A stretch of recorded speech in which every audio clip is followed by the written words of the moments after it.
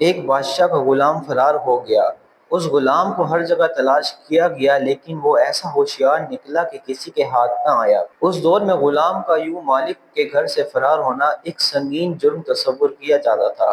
فرار غلام جب بھی گرفتار ہوتا اسے قتل کر دیا جاتا تھا۔ بادشاہ کا یہ غلام بھی ایک عرصے تک روح پوش رہا اور اسے کوئی ایسا ٹھکانہ نہ ملا جہاں وہ اپنی زندگی آرام سے گزار سکتا۔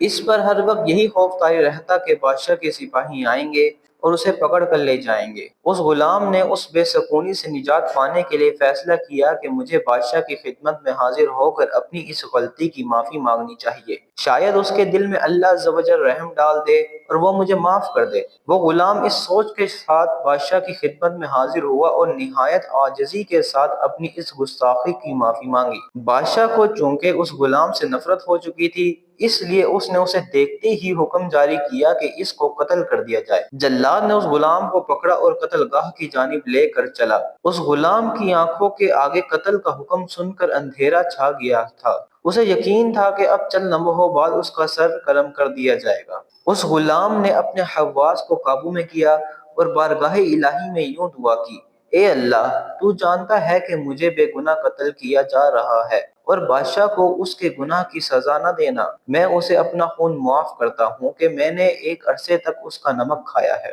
جلاد اور بادشاہ کے مصاحبوں کے لیے یہ عجیب بات تھی کیونکہ انہوں نے دیکھا تھا کہ جسے موت کی سزا دی جاتی تھی وہ بادشاہ کو برا بھلا کہتا تھا اور خوب گالیاں سناتا تھا۔ بادشاہ کے کانوں میں جب اس غلام کی فریاد پہنچی تو وہ اس کی اس وفاداری سے خوش ہوا اور اس کے قتل کا حکم واپس لیتے ہوئے اسے آزاد کرنے کا حکم جاری کیا۔ پھر بادشاہ نے اس غلام کو اپنے مصاحبوں میں شامل کر لیا اور خوب انعام و اکرام سے نوازا۔ حضرت شیخ سعدی رحمۃ اللہ علیہ اس حکایت میں ایک بادشاہ اور اس کے غلام کا قصہ بیان کر رہے ہیں کہ ایک بادشاہ کا غلام فرار ہو گیا اور پھر جب وہ غلام بادشاہ کی خدمت میں دوبارہ حاضر ہوا تاکہ اپنی اس گستاخی کی معافی مانگ سکے تو بادشاہ نے اس کے قتل کا حکم جاری کر دیا۔